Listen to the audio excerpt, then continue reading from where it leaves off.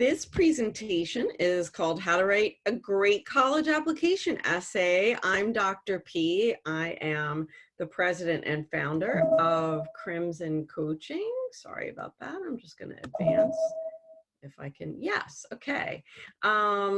So I started Crimson Coaching, which is an academic tutoring, test prep, and college consulting company based here in New York in 2014 after more than a decade of teaching high school and college.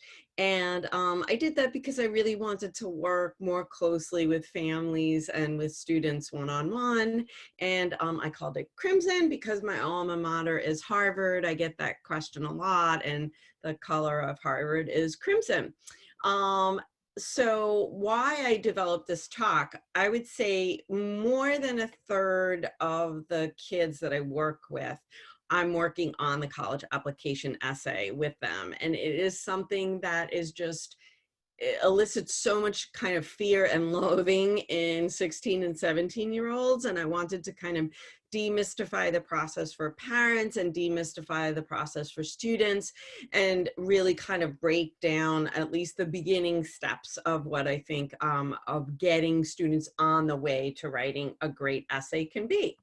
So tonight's agenda is just going to be, I'm going to speak for about, say, 25, 30 minutes. You can feel free to throw questions in the chat.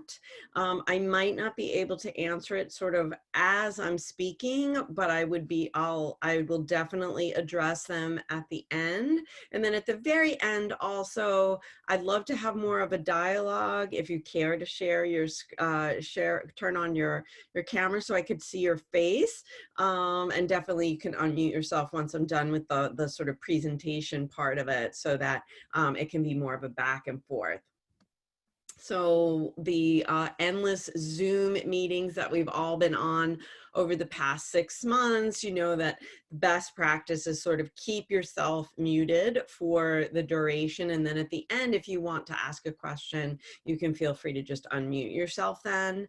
And before I go on, I'd really like to give 3 thank yous. First to Emily Dowie, who you saw in the beginning of the podcast as you were kind of coming in from the waiting room. She's the formidable young adult librarian at the Pearl River Public Library who puts together all these programs, and she's really amazing. So thank you, Emily.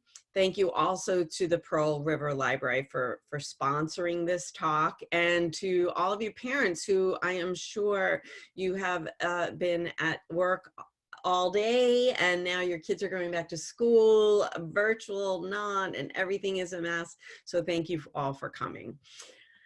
So first, what is the college essay? What do I mean when I say the college essay? I'm mainly meaning the 650-word personal statement on the common application. There are mainly 6 prompts. There's a 7th optional one at the end, not optional, but open-ended one. And so students can write anywhere from 250 to 650 words for this personal statement that hopefully will reveal something about them to the college that they're applying to. Of course, not every university is on the Common App.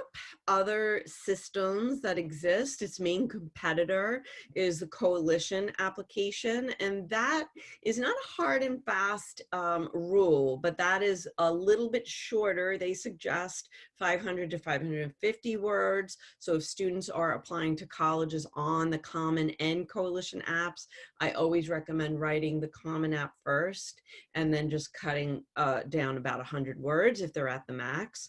There's also a much less common universal application. And then if students are applying outside the country, say it's very common, students today may apply to, say, St. Andrews in the UK, they'll be using the UCAS system. And then other systems, all of our people from Texas know that the UT system is so large, as well as the University of California system is so large. They have their own questions. And so, for instance, now the UC system does not even have a big personal statement. They've got 4 smaller ones. So that's kind of what I mean by the college essay. You can see there's a big variety in there, but mainly I'm talking about the Common App because that's the most frequently used application system. In addition to the personal statement, many competitive schools require supplemental essays that can range anywhere from 25 to 600 words. So you could see it does get into a fair amount of writing that students need to do. And so they really do want to, and I'll talk about scheduling and managing their time, they do really need to plan ahead in order to kind of get them all done. So my first tip is for students is to read some successful personal statements before you begin. Where can you find them? Well, you can find them in book form. There's a FISC guide that has successful personal statements. You can also just Google best Harvard essays, and the withCrimson, the newspaper, has put out, it's a website every year. They've got the 2019 essays, 2018, 2017. And so you can go and read some essays there. I would, however, read only 2 or 3 because I think it's very easy for students to become very easily intimidated by the essays that land in these books and websites. They're there for a reason. They're really good essays. They're, of course, not going to pick really bad essays, right? But I want you to remember that even those really good essays started out as drafts. And drafts are unpolished, just like your essay is going to be unpolished. So I don't want you students to think that they are going to write right out of the gate a polished essay like they see on the website. Okay. While you're reading, some questions to ask yourself: what elements made this essay successful? And you're not going to copy exactly, but think about replicating some of the elements. So for example, did the person use really great description? Did the person use humor? Did the writer have an interesting kind of device that he or she used where she repeated some words? One of the students on this call, Julian, and I just talked earlier today about a writer who got into Harvard, and her essay after each long paragraph had a very short paragraph of just 3 short sentences that were only a couple of words each. And it was a refrain throughout the essay that allowed the reader to pause in between those really long sentences. So take paragraphs rather. So take note of those elements. You also want to take a look and see if you can identify the author's personal brand. 2 or 3 adjectives that would describe that author. Usually those will come jumping out at you. You're not going to, if for instance, another author that we read, he was extremely meticulous and detail oriented. Well, if you happen not to be very meticulous or detail oriented, obviously you're not going to write that essay. But you should think about identifying them, because your next step is going to be figuring out what your personal brand is. Brainstorm as many adjectives that describe you as possible, okay? I would just say though, don't think about adjectives that others use to describe you. If they coincide, that's fine. But for instance, I have a student that I'm working with in Brussels right now who was telling me, you know, a lot of people think I'm goofy. And I think that undermined her own sort of intelligence and her own seriousness of purpose. And so if other people have given you an adjective, that doesn't mean that you need to embrace it for yourself. After you have a whole long list, pick the two most important adjectives, the two that you want to convey to that personal, to that admissions office. And, you know, sometimes if students, especially the more they have, they're, for instance, a student can say there, I'm empathetic and caring. Obviously that would form a cluster. And so, you know, you want to pick the two most important clusters of adjectives. And then once you have those two, I'd like you to write them on a Post-it with a Sharpie and stick it above wherever you are planning to do your writing. And that is going to be like your North Star. You should ask yourself at the end of your first draft, did I convey myself as funny and empathetic? Okay, and if you didn't, then you may need to kind of do some revisions. This is a really important point. Answer one question and one question alone. A lot of times students will come to me after they've written an essay, not responding to any of the Common or Coalition app prompts, just an essay they felt like writing about themselves. You could do that, but it's much harder during the revision process. And you will have to indicate on the Common app which question you're responding to. And so I think it's much easier to start right off the bat responding to an actual question. If you pick the open-ended question, which is number 5 on the Coalition app and number 7 on the Common app, the sort of, you know, you can write about anything, I wholeheartedly suggest devising your own question, ideally before you start writing, or at the very least after your very first draft. If you don't, it can really sort of be a nightmare to try to craft that essay later into a coherent statement. You really want to make sure that you're answering an actual question so that your essay has a clear direction. When you write without the actual question in front of your mind, it can also lead you into hours of revising that could have really been preventable had you written an essay to answer an actual question in the first place. So I also think students should brainstorm all of the questions, whether it's the Common App, the Coalition app, whatever they are.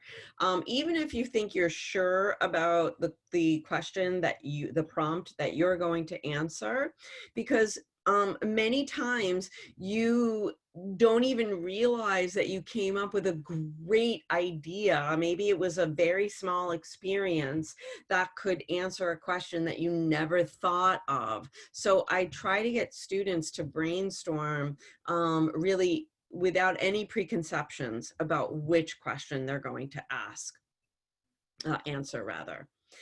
Once you brainstorm, I would look through your brainstorming and say which two questions or prompts allow me to highlight the two adjectives that I picked for my personal brand. And then I would write 2 drafts. Those drafts should be about 600 to 1,000 words because it's much easier to cut down than add words later. I had one student, just one, come to me once with a first draft with, I don't know, about 300 or 350 words. And granted, your Common app can be to just 250 words. His essay did need more though. So it's much more difficult to kind of put that in afterwards. And you want to write 2 because again, you never know what can happen. You might have your heart set on question 2, but when you write it, maybe question 4 comes out better. Another tip I would consider for the rough draft, and which often students don't think about, you can consider adding in some dialogue. I think that dialogue actually can make an essay come to life. after the first draft, you can also consider going out of chronological order. So maybe it's really interesting for you know, question 2, which talks about a challenge you've overcome. Maybe it's really interesting to start at the place you are now and trace your way backwards, overcoming that challenge. You should also focus on your high school years. I'll have students come to me sometimes and have a really formative experience when they're 8 or when they're 12. And that's fine if that experience is not sort of more than half of the essay. But remember, the college wants to admit the 17-year-old you, not the 8-year-old you or the 12-year-old you. So it's fine if that leads into talking about you today, but don't make the entire essay something that happened when you were 8 years old without ever mentioning you today. And last but not least, students, I hate to tell you, your English teacher was right. Show, don't tell. So don't, if your 2 adjectives are, say, that you're multifaceted and dedicated, don't tell the reader that you're multifaceted and dedicated. Figure out an experience that shows that about you and go into that experience in detail. And when you're in doubt, think about using your 5 senses in order to describe things. So what was said, or how did things sound rather? What did you see when you maybe went into a room? How did your heart race when you enter into a challenge of some sort? I even had a really successful student. He was admitted to Princeton University, talked about in his application essay, talk about how he was a 5th defenseman on a hockey team. And he talked about the sweat kind of as he would practice every morning at 5:30 so he could finally get off the bench. He talked about the sweat and how salty it was. That's a really evocative detail that grabs the reader's attention. And so you can think about doing those things too.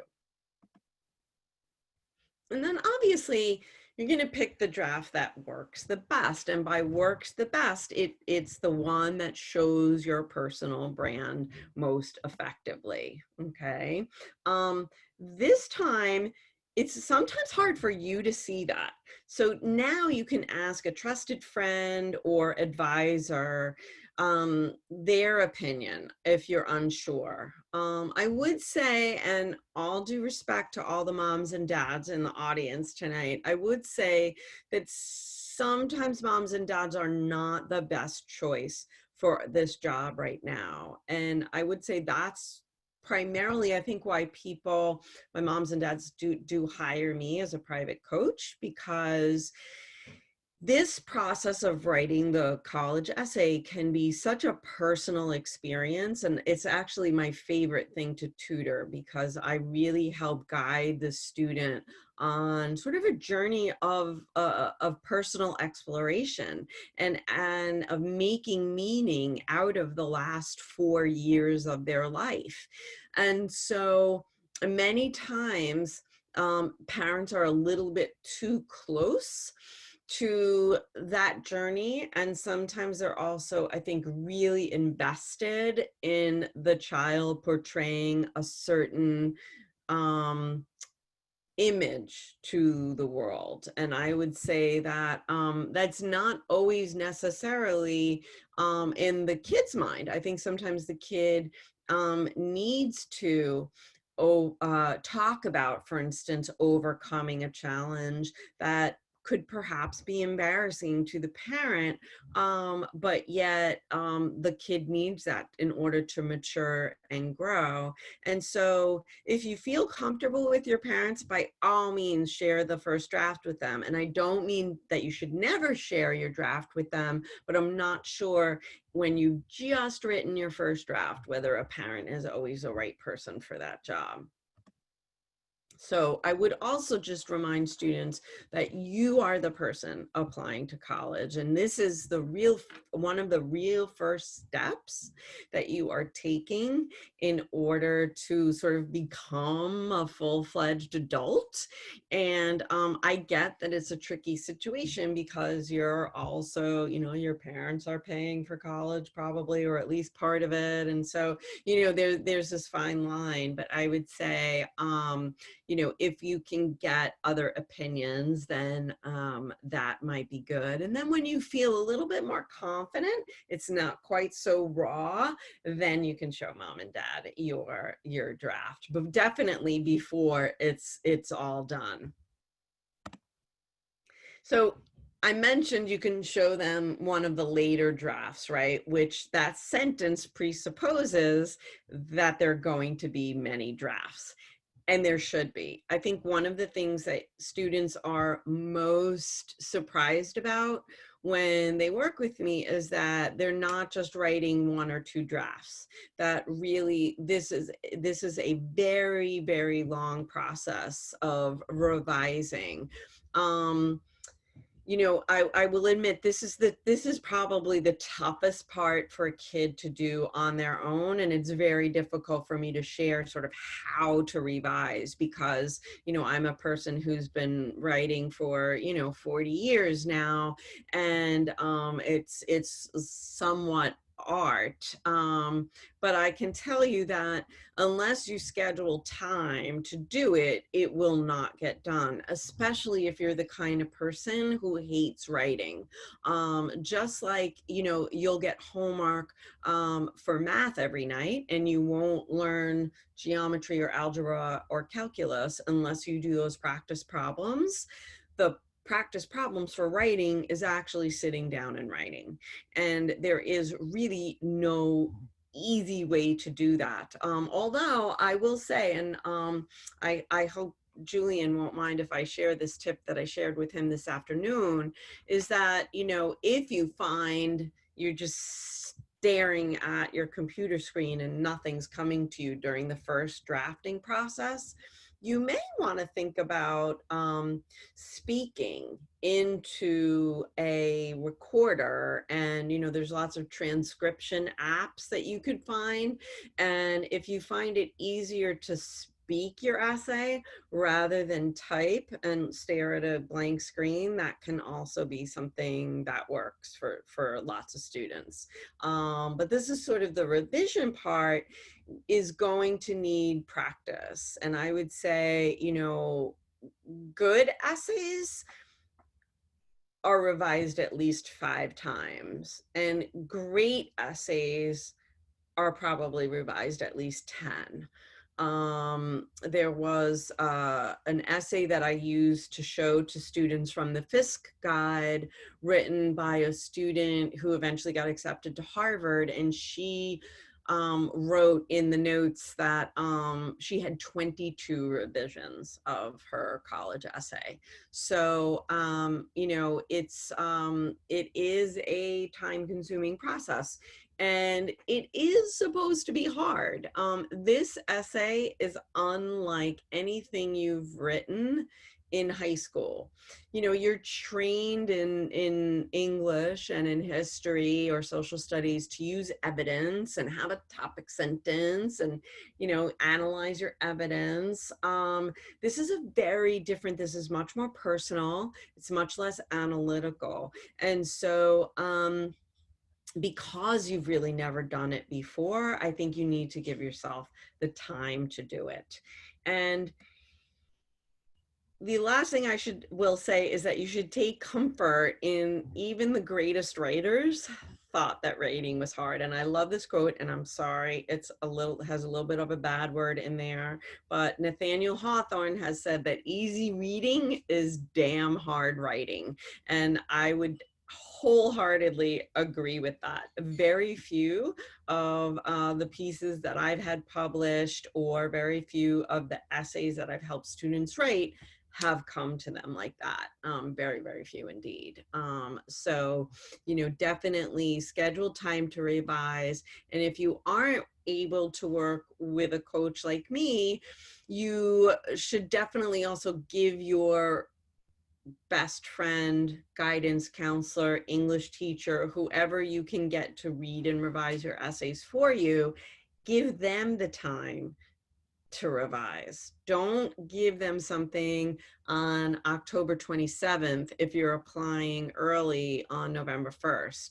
That's not fair to that person. So that's even more reason why I think if you're relying on someone helping you to revise this out of the goodness of their heart, you need to really be very generous in giving them lots of notice and time to help you. So that's about the end. Before I take questions though, I just want to like kind of tell you a little bit about where you can learn more about Crimson Coaching and me. I have a distance learning checklist, which I think is really helpful for, especially for parents if you've got younger kids. So feel free to email me to receive that. I'm happy to give them to anyone here. And if you can also go on my Facebook page and like Crimson Coaching to get news of upcoming talks. I've actually got a ton of talks coming up. Next week, same night, same time, Thursday night, I will be talking with a certified financial planner here in New York on Zoom. It's a free webinar like this one. And he'll be talking how to prepare financially for college, and I'll be talking on how to prepare academically for college. And I've got lots and lots more that you can also find on my website. And then if you're not able to attend live, I also have my own YouTube, just like the library does. And so this video will be on my YouTube, and you can see lots of other videos that I've done on, you know, taming teen anxiety, how to homeschool your kids, lots of other things. So before I take questions, I'd just like to thank the library again, and Emily Dowie for having me, and all of you for showing up. And if you felt like you got something out of tonight, I would be super grateful if you could review tonight's talk on Google. All you have to do is Google Crimson Coaching LLC, scroll all the way down to write a review and click it, and just 1 or 2 sentences is awesome. So that's kind of all I have for tonight. I'd love to open it up for questions, and please feel free to unmute yourself, or if you feel more comfortable, you can also throw a question in the chat if that's easier for you.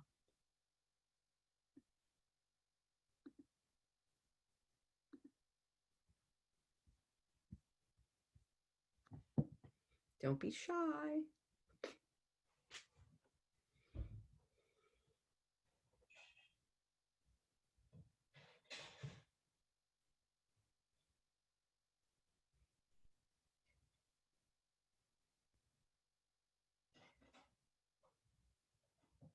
No questions? I'm surprised that the Texan okay, good. I'm glad you'll share this with your daughter. Good.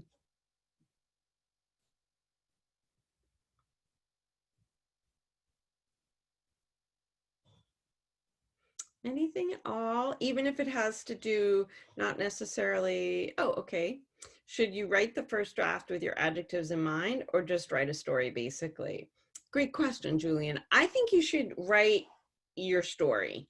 And then when you go back, if you find that it has nothing to do with your personal brand adjectives, that might be a sign that you might want to change your adjectives.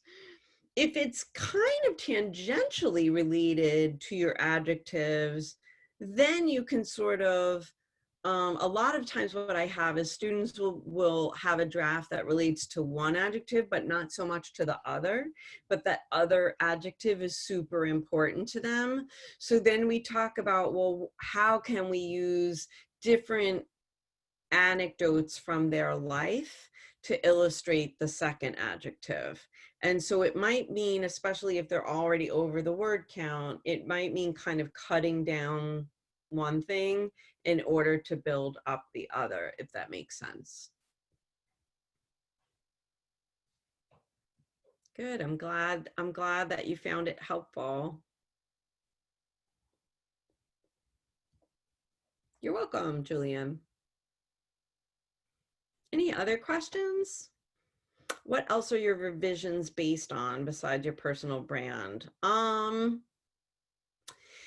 It'll really, that's the heart, you know, Jason, that's a great question. And that is really hard. It's kind of alchemy. I just know it when I see it. You know, one thing I can tell you is that there are 2 questions for the Common App that I call before, during, after questions. It's question 2 and question 5.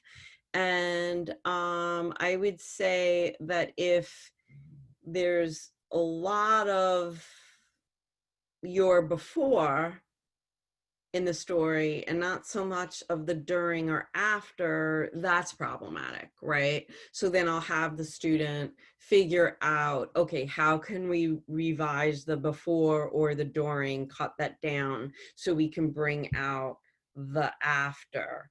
I would say my revisions are always based on getting the child to answer the question. That's why I'm such a stickler for answering a question to begin with, because if you're not really answering everything that question says, and many times, look, that is very common for a first draft, to answer one part of the question, and usually that's the easier part for the kid to go into in their heart, and it's oftentimes the more difficult part to talk about. That's not. But otherwise, I would say it's really, really specific based on the kid's essay. So there's got to be, I think, a nice balance between giving examples and illustrating the showing part, and then the making meaning out of that, right? So you don't necessarily want it to have an entire essay that's show, and never kind of answers the so what question.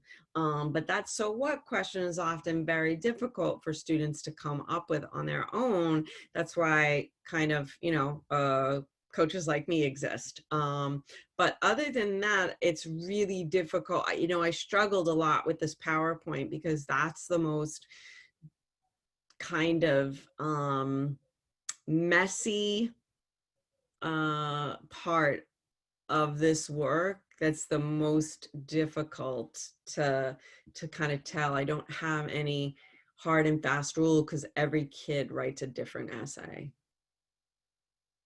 I hope that's helpful. Good. And I would also say that one other thing that might be helpful is that you don't really want to get into worrying about your word count until you know that the essay works, right? You know that the structure works. You know that you're telling a story and answering the question. You know that your personal brand is coming through. Even if you're at 1,000 words, it's only until you're at that point where the essay works that then you start taking stuff out and getting down the word count. Word count and like the polishing of making sentences maybe sound nice, that should be the last thing you're doing. And a lot of times I think it's often the first thing that a lot of kids do. And those sentences might come out anyway if they don't fit with the structure. So it's sort of like building a house, right? You need that foundation strong before you can put curtains on the window.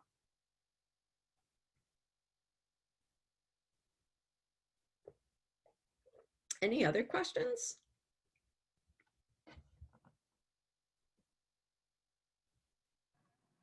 could you please talk about the difference between the question number 5 and 7, coalition versus common app, and also the question 2, what are the differences if we don't quite know?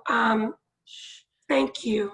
Sure, thanks, Karen. So question 2 on the Common App is, I don't know it verbatim, but it's basically, sometimes people learn a lot from challenges or setbacks. Have you ever experienced a setback? What was it and what did you learn from it? Right? So I always say students should share a tiny little bit about what they were like before the setback, talk about the setback, and then talk about who they are after the setback. Question 5 on the Common App is similar, but it's not necessarily a bad thing. You can have an accomplishment or something positive happen to you too. And so you can talk a little bit about what it was like before, what it was like during that accomplishment. And then the ending part is, what did you learn about yourself? But the other thing is, you can also talk about what did you learn about others in question 5 on the Common App. Question 7 on the Common App is a sort of open-ended question, and believe it or not, a tremendous percentage of kids every year since they introduced it, I think about 3 years ago, something like 20% of kids picked a number 7. I never have had a student pick a number 7, and that may be because, I always say to my private students, you need to come up with your own question if you're going to write a number 7. And it's basically, if you've ever written an essay on any topic that you want to share, if you want to write your own prompt, or you basically want to write anything. I think that's a lot of, I would say, I think that except for an excellent writer, the lack of structure in that prompt could be very dangerous, which is why I tell students that they need to come up with their own question. I don't really work as much with the Coalition app, but basically the Coalition app number 5 is a similar prompt. It's similarly open-ended. Thank you. Sure, sure.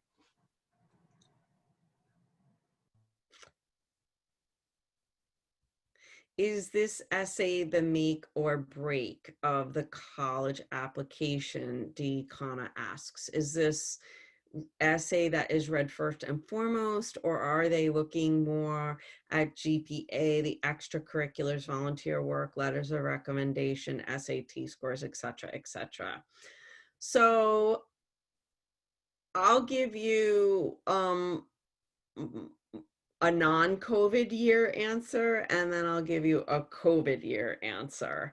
So in 2017, well before COVID-19 ever appeared, the Washington Post said that the number 1 myth about the college application process is that the essays don't matter.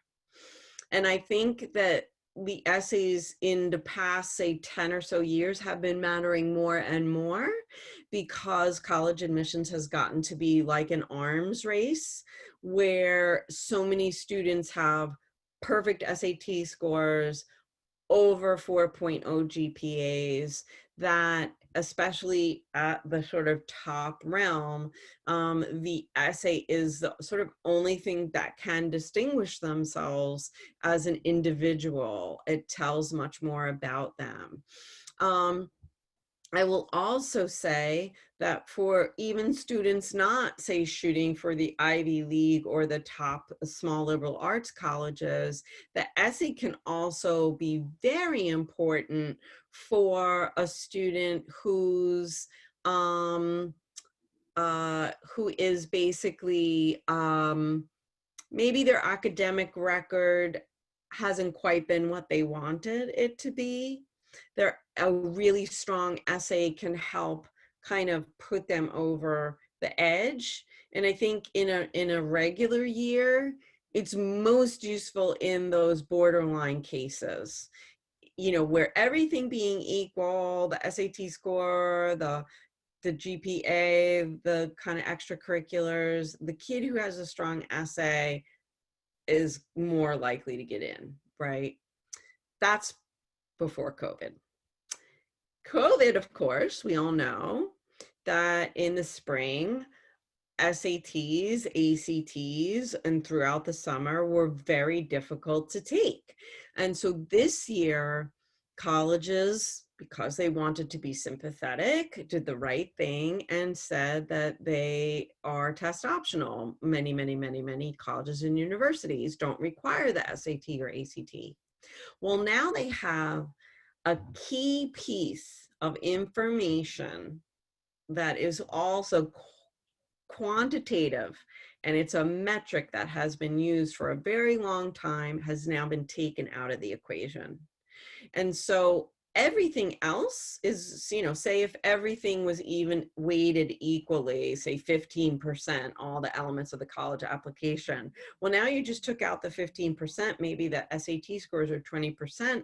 Of course, the essay and everything else is going to be much more important this year. And I would say, I'm going to put an asterisk there, and I would say, and going into future years, when and if colleges figure out that they can admit a freshman class without the SAT or ACT, which is, I think, the trend that's going. I mean, for a long time, studies have shown that SAT scores and ACT scores do not correlate with the student's success at college.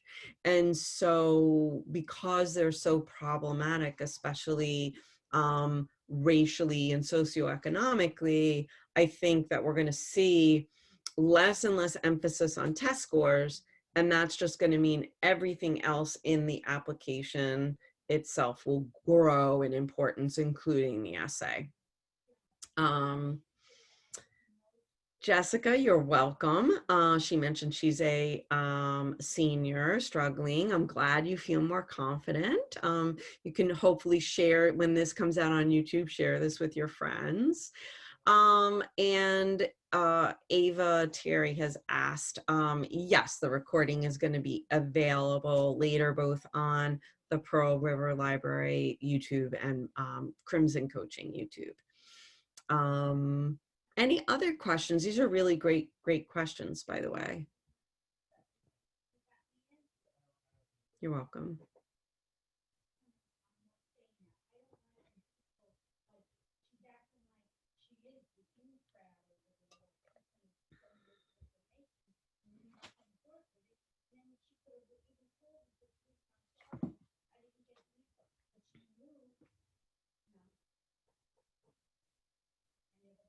Well, there's 25 of you out there, and I feel like we maybe had 5 or 6 between the chat and the question. So you guys can feel free. And I also understand that sometimes, you know, it's a lot to process. It's nighttime. It's Zoom. I get it. If you feel like you're also not able to kind of think about this so much, you know, I'm happy to, if you want to email me tomorrow or next week or whatever, I'm always happy to answer questions to the best of my ability. I don't know, what do you think, Emily? Should we call it a night? I'm Hi, this is Emily. I'm fine with ending right here as long as no one has any more questions. So, any more questions before we end it? I'm also going to put my email in the chat again, just in case anyone wants to contact me. Sure, I'll do the same thing. Good idea.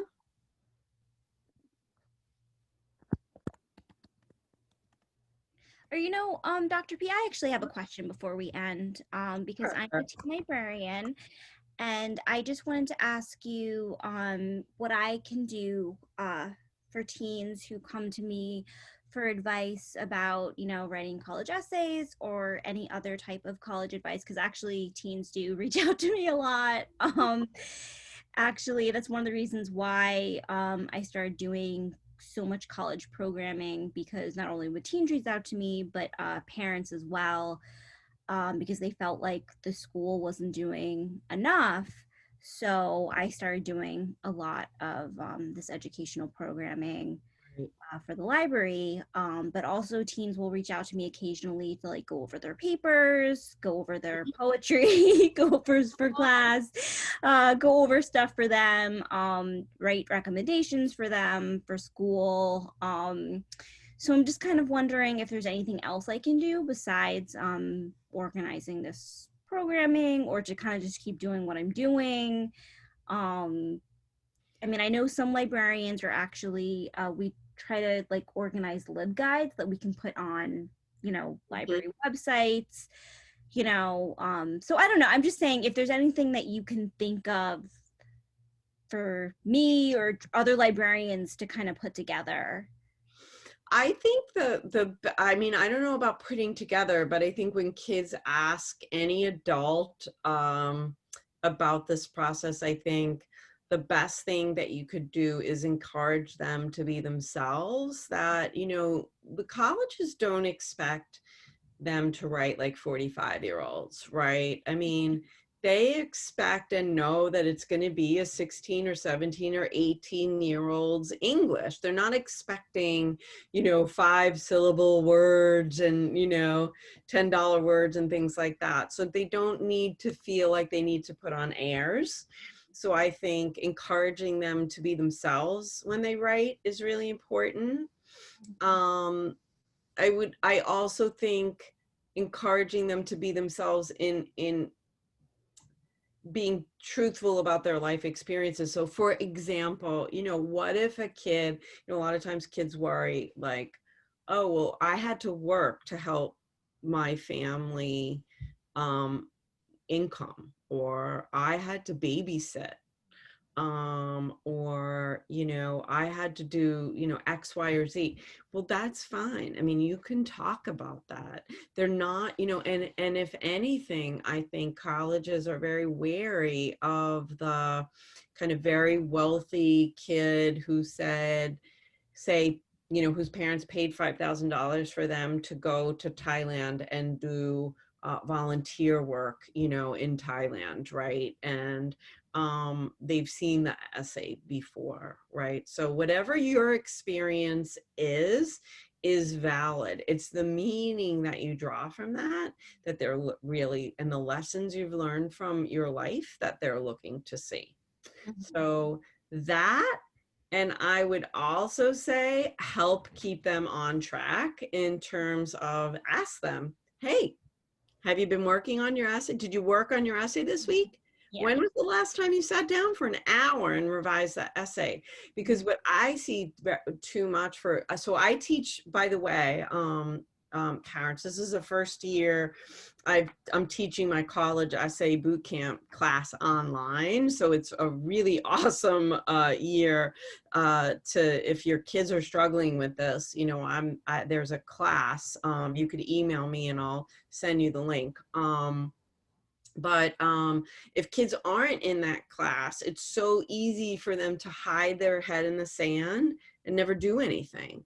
And we all know what happens then. If they're applying regular, it'll be like, 2 days after Christmas and they start their essay and they do the essay in 2 days. And the essay is not going to be their best work because they wrote it in 2 days, right? So I would say, they should be writing now. I mean, not to freak anyone out, but I've had kids I've been working with privately since June. So, if your kids haven't started writing yet and they're seniors, they should definitely start, especially if they're applying early, which was generally November 1st. That is about 6 weeks away. And many times the guidance counselors will want the essay a couple of weeks before then. So really then we're looking at a month. A month sounds like a long time, but when you think that they're also doing schoolwork during this time, it's actually not that long to write a strong essay. So they absolutely should be starting now, and adults can help them by nagging them in a nice way. There was a private question that came in on the chat, which is, what is the best length of any essay? I think the best length of any essay is, first, one that adheres to the guidelines. So in the Common App, at least, it will not allow you to enter into the box fewer than 250 or more than 650 words. Aside from that, as staying in the guideline, the best length is the length that allows you to answer the question fully and show yourself authentically. So I don't know. I mean, I don't like to say students should absolutely use all the space. Generally, the students I work with tend to, but I don't think you have to.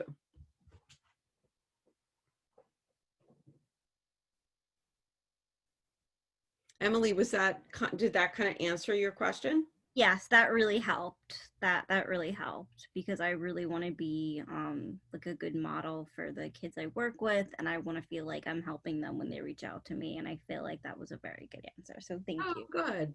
Yeah, and rember, they're English teachers, because the other thing is, look, in a normal school year, right, maybe they would have gotten some of this from an English teacher or a guidance counselor who maybe would have been like, hey, how's the essay coming, blah, blah, blah. But this is just such a tough school year. Yes. No matter how your kid is going to school, and I'm putting that in quotes, that I think we need to give teachers and guidance counselors who don't do that reminding the benefit of the doubt, in that they may be really overwhelmed with the new way they have to teach, that some of the things that maybe they did extra before, like, because the college essay writing part, that's not really the guidance counselor's job. It's not really the English teacher's job. Usually the kids are supposed to do that on their own, but the better guidance counselors and English teachers would help the kids with that. Maybe even this year, the best ones can't do that. They might just be too overwhelmed. So other adults, if you have the bandwidth to kind of ask kids how it's going and remind them, I think you'd be doing them a tremendous service. No, I definitely will be reaching out to my kids, and I definitely try to. So hopefully I can be a support system. Good, that's great. Any other questions, either from students? It's great that we had some students on the call. Any students have questions? I know Julian asked one before.